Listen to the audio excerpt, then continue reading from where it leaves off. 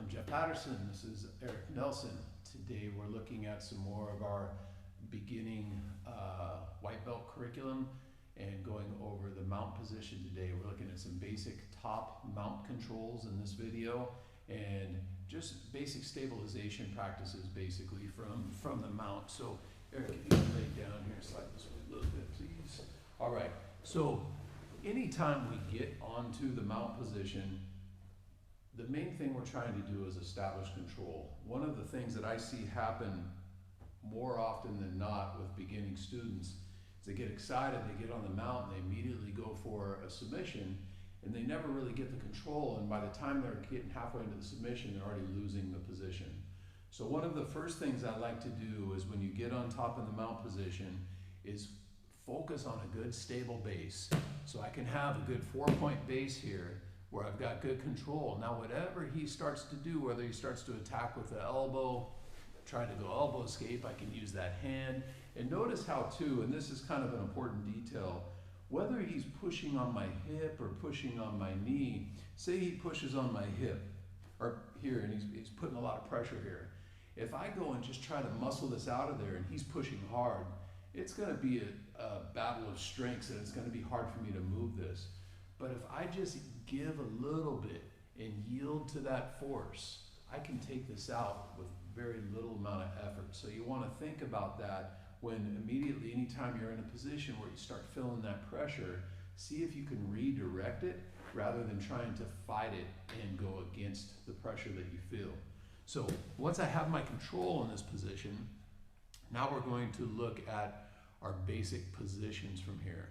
So we have a basic high mount where both knees are up. This is good for control because, let's turn this way please sir. So if he bumps and I'm in this position, I'm not riding a lot of that bump. I can hug with my feet, keep this base. It's good for me to control. One of the things that I don't like about this, if we go back this way again, is if I'm in the high mount position and I'm going for a choke, it closes up this side here and makes it very difficult for me to choke. So while it's good for control, maybe not as good with attack possibilities. So one of the things that I like to play is kind of a staggered mount. And so in the staggered mount, I've got one knee high up behind the shoulder. I'm sitting off to the side a little bit, and my foot on this side is in what we call a frog foot position. So it's out here like this, and I'm in. So that way I can't be thrown that way. Because if my foot is like this and he was to oopa and roll me that way, I could injure my knee or my ankle. But since I'm sitting off to the side here, even if he bumps that way, the worst thing, I can just move that foot out and use that as a post. And all my weight is over here, so it's hard for him to do that. Having this position here allows me to be in a good position to attack for chokes. I've also got attacks on the arm bar. So this staggered mount position is very good for attack. Another controlling position, and I usually use this as a temporary transitionary position, is maybe he's got me down, maybe he's pushing my hips, and he's kind of got me in this really low mount position.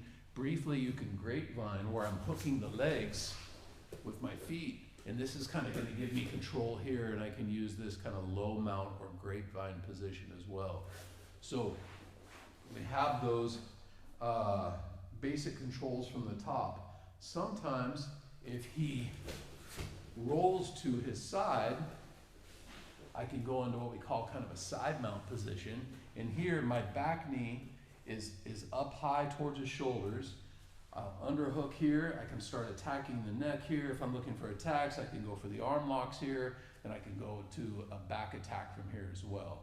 So again, these basic controls, we have our high mount, staggered mount, our low grapevine mount, and if he rolls to the side, I've got my side mount.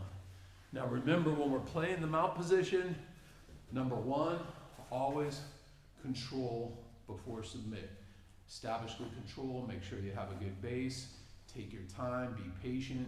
In a competition, if you go to the mount, you need to hold it for at least 4 seconds before you get your points. While that's not as important while we're in here in the academy and we're rolling, you just want to get in the habit of maintaining that control so you can be in command of what's going to happen next. All right, Thanks for watching, and we will have the next video out shortly, and we look forward to seeing you in class.